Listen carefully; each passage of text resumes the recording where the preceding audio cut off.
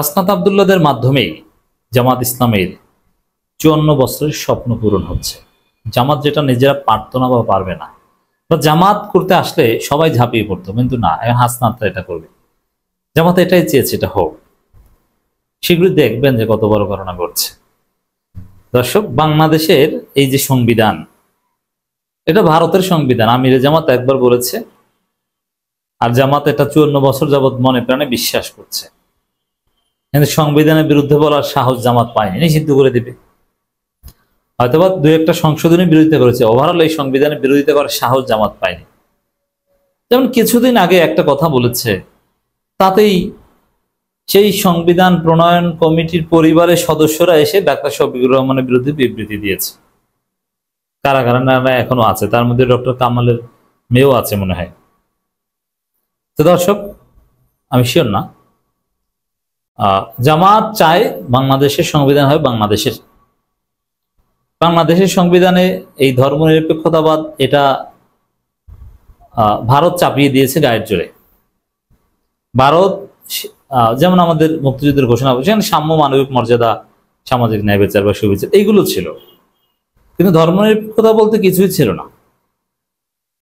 এটা ভারত বাংলাদেশকে স্বীকৃতি দেওয়ার বিনিময় শর্ত হিসেবে জুড়ে দিয়েছে, এবং মুজিব সেটা মেনে নিয়েছে, বা মুজিবের লোকজন সেটা মেনে নিয়েছে।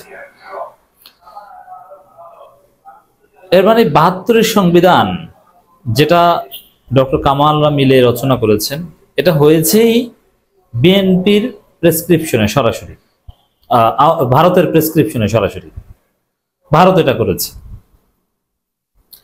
পিনাকি ভট্টাচার্য বিভিন্ন গবেষণার মাধ্যমে দেখিয়েছেন যে এটা ভারতের সংবিধান, এবং জামাতের বক্তব্য এটাই, এটা ভারতের সংবিধান। অতএব এই সংবিধানের বিরুদ্ধে এভাবে বলার সাহস জামাত 54 বছরে পায়নি। 5 আগস্টের পর পেয়েছে, কিন্তু তাও একদম জোরালোভাবে বলতে পারছে না, একটু বলেছে, তাতেই জামাতকে অনেকে বিভিন্নভাবে চেপে ধরার চেষ্টা করেছে।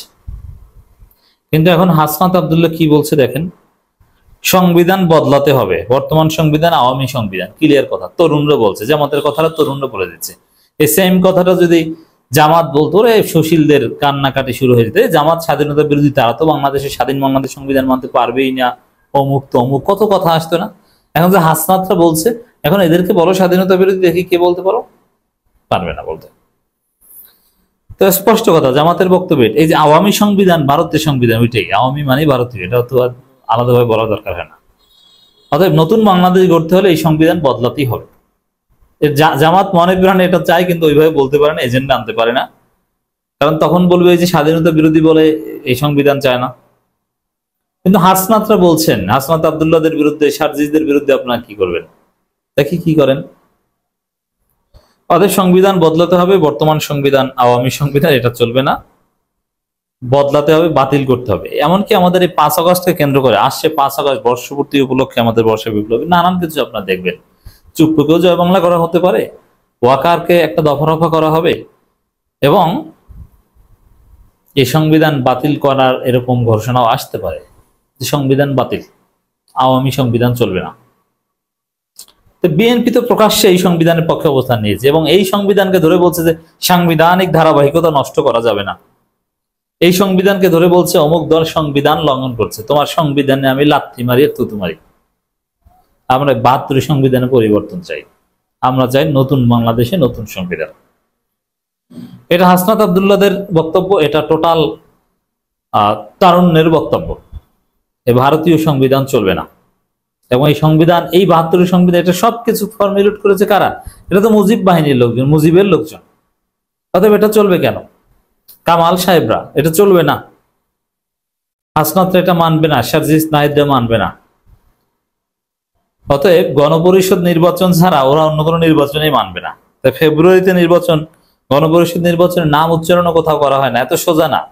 হাসনাত সার্জিসরা আঙ্গুল বাঁকা করে পরিস্থিতি যা করার সেটা করবে।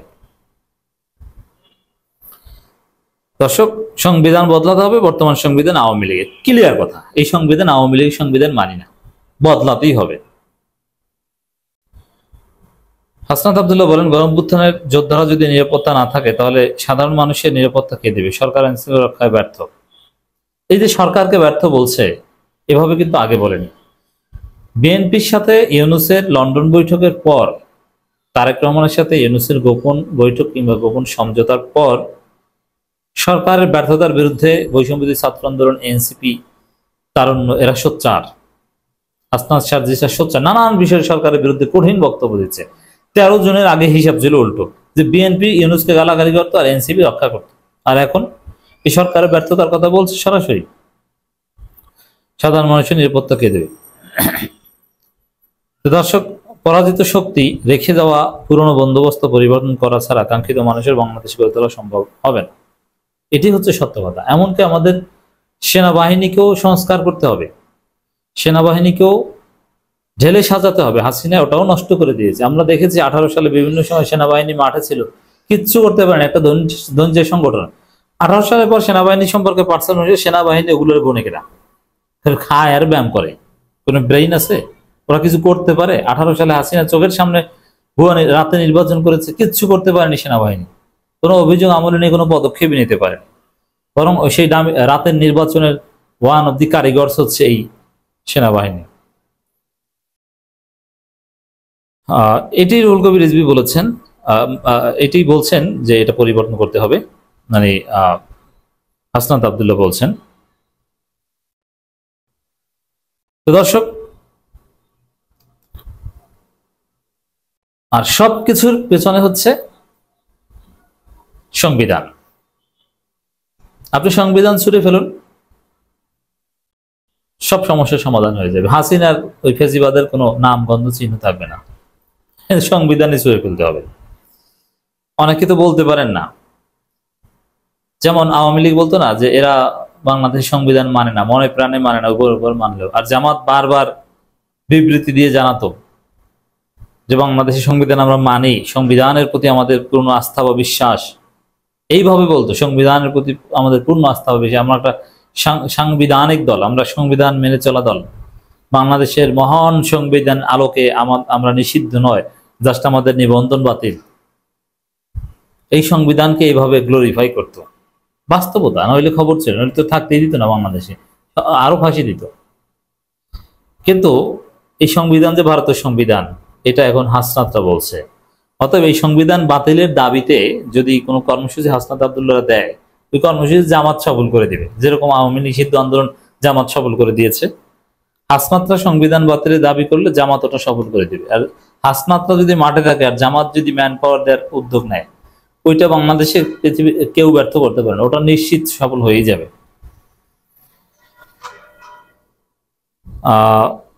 হাসনাত বলে, নতুন বাংলাদেশ করতে হলে নতুন সংবিধান করতে হবে, আগেরটা বদলাতে হবে।